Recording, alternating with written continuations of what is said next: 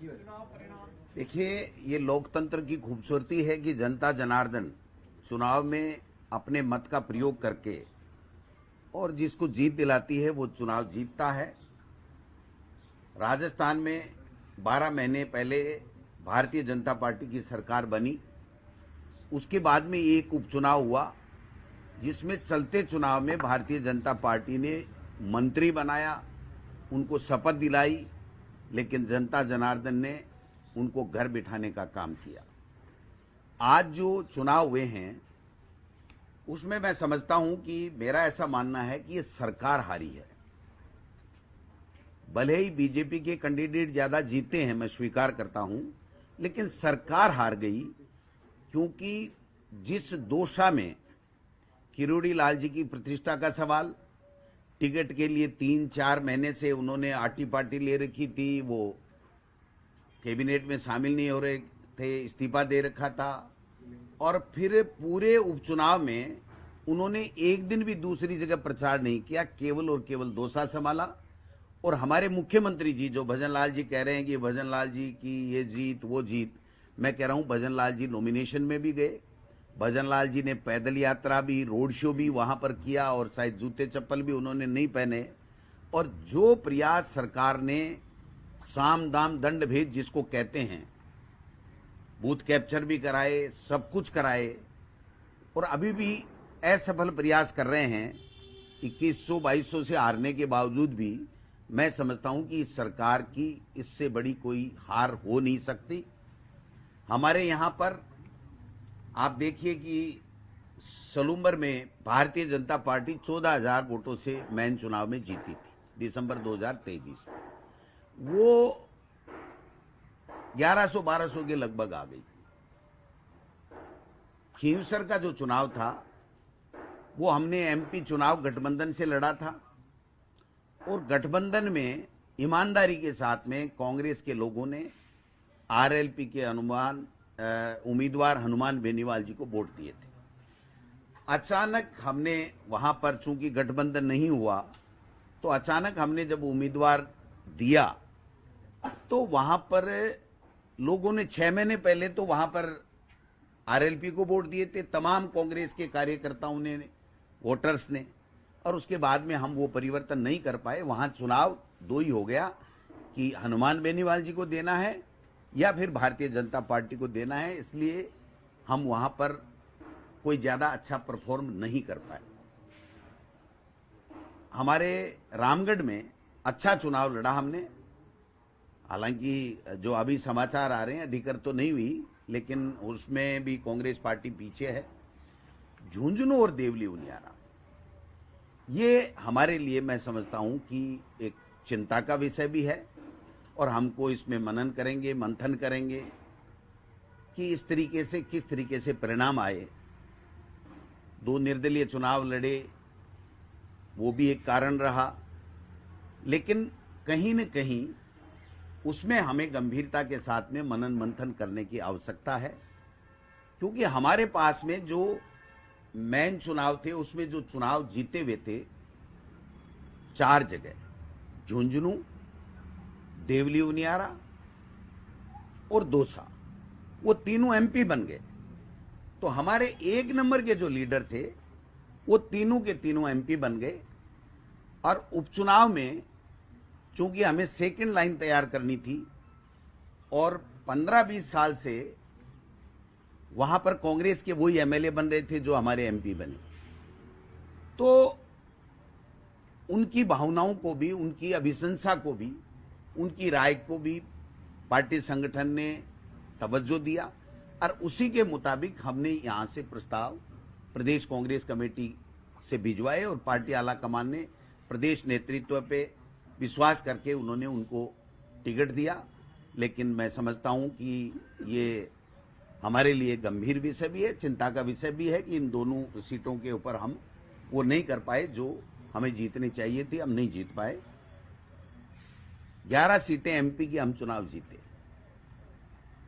सबने मिलकर काम किया, और इस चुनाव में भी हमने सबने मिलकर के काम किया। मैं किसी की कोई कमी बत्ती यहां गिनाने के लिए नहीं बैठा हूं, मैं तो पार्टी का प्रदेश अध्यक्ष हूं, तो मैं स्वयं ही अपनी जिम्मेदारी लेता हूं कि हम और कैसे बेहतर कैंडिडेट दे सकते थे या और कैसे बेहतर चुनाव लड़ सकते थे।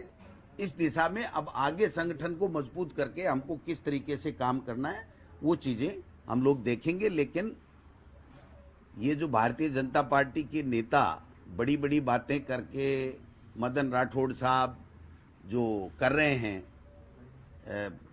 प्रेस कॉन्फ्रेंस कर रहे हैं, उन्हीं का कैंडिडेट उन्हीं के ऊपर आरोप लगा रहा है कि सरकार में बैठे हुए लोगों ने एक कैबिनेट मंत्री के भाई को चुनाव हराया। उनके बयान बोल रहा हूं मैं, दूसरे के बयान नहीं बोल रहा हूं। तो ये जो लड़ाई है, ये जो बातें हैं, कितनी सत्यता है कितनी नहीं सत्यता है, हमारे कार्यकर्ताओं ने जी तोड़ मेहनत की और 2 साल के अंदर हम चुनाव जीते हैं, जीत गए हैं। ये चाहे कितने भी रिकाउंटिंग की या असफल प्रयास कर लें, ये इसमें कामयाब नहीं होंगे, ये मैं निवेदन करना चाहता हूं। तो ये 2 चीजें थी। 84 में 70,000 से जीते थे, 23,000 पे आ गए। तो ये जो चुनाव होते हैं उपचुनाव, वो लगभग जो सरकार में होते हैं उनके पक्ष में जाते हैं, क्योंकि लोगों को ये लगता है ये 4 साल यही सरकार रहनी है, इन्हीं से हमें काम कराने हैं, ट्रांसफर है, विकास के काम है। क्योंकि आप देखिए पिछले समय 9 चुनाव हुए थे, उसमें से केवल एक भारतीय जनता पार्टी जीती थी, एक भारतीय जनता पार्टी जीती थी। एक समझौते के साथ में आरएलपी से गठबंधन था, तो हनुमान बेनीवाल जी के भाई जीते थे, बाकी सारे हम ही जीते थे, तो दूसरा थोड़ी जीता था। तो निश्चित रूप से थोड़ा सा एज रहता है सरकार का, लोगों में ये रहता है कि हमें काम कराने हैं और 4 साल यही सरकार रहनी है। लेकिन मैं ये कहना चाहता हूं कि सरकार ज्यादा खुश नहीं हो। इस 10 महीने में 12 महीने में उन्होंने कुछ भी नहीं किया है। और आप देख लीजिए, अगर कुछ किया होता तो एक मंत्री, मुख्यमंत्री सारा जोर लगाने के बावजूद भी, इतना बड़ा कद्दावर नेता है, वो चुनाव नहीं हारता। इसलिए आप सब लोगों को धन्यवाद देना चाहता हूं। मेरा मन था, पहले भी था, कि परिणाम कुछ भी आए हम लोग उसको स्वीकार करेंगे, और स्वीकार करने के साथ साथ हम लोग इसके लिए समीक्षा करेंगे, बैठेंगे सभी वरिष्ठ नेताओं से, हमारे जिला अध्यक्षों से, हमारे प्रदेश के प्रभारी, हमारे जो जितने भी हमने यहाँ पर टीमें लगा करके जो चुनाव में प्रचार के लिए गए थे, उन सब लोगों से फीडबैक लेंगे। और फीडबैक लेने के बाद में हम लोग इसको और कैसे ठीक करके और आगे कैसे इस सरकार को घेर सकते हैं, और आगे आने वाले पंचायत राज के चुनाव और नगर निकाय चुनाव में हम कैसे कांग्रेस पार्टी को जीत दिला सकते हैं, इस दिशा में हम लोग काम करेंगे। सर, 7 सीटों में जिस पर सबसे बड़ी हार हुई है झुंझुनू में, उस सीट पर कांग्रेस के नेताओं को दूर रखा गया, ऐसा क्यों हुआ कि बातचीत? देखिए, जब कैंडिडेट तय कर देते हैं उसके बाद में उस कैंडिडेट और वहां जो इकाई काम करती है उसकी जो भी डिमांड होती है, किसी भी नेता को बुलाने की, कोई मैनेजमेंट की, तो उसके ऊपर काम किया जाता है। तो मैं समझता हूं कि उन्होंने यहां जब आए थे, ओला साहब खुद भी थे और सब लोग थे उनके संगठन के, उस वक्त वो पूरी तरीके से आश्वस्त थे। लेकिन मैं समझता हूं कि इसमें कहीं न कहीं कोई कमी रही है, तो उसको हम लोग देखेंगे, समझेंगे। वहां के जो जितनी भी हमारी टीमें लगाई हुई हैं, उन टीमों से हम रिपोर्ट लेंगे, जो ऑब्जर्वर हमने लगाए थे उनसे हम लेंगे, और उसके बाद में उसको कैसे ठीक किया जा सकता है, क्या कमियां रही, वो सब चीजें हम लोग बाद में करेंगे। ये दो जो सीटें थी, डोंगरी उनियारा और झुंझुनू, ये बता रहे थे कि कांग्रेस यहाँ पे चुनाव अच्छा लड़ रही थी, लेकिन आप मानते क्या निर्दलीयों ने समीकरण बिगाड़ा है? क्या बीजेपी की बी टीम बन के इन दोनों ने काम किया? देखिए सरकार ने तो साम दाम दंड भेद सब किया ही है।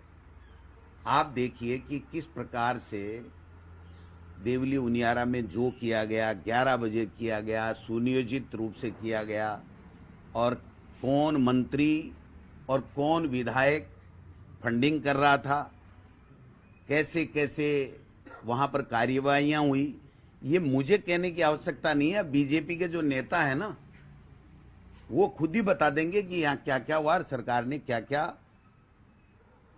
अन्यथा हथियार काम में लिए इस चुनाव को जीतने के लिए। थैंक यू, नमस्कार। ठीक है वैसे बहुत बढ़िया।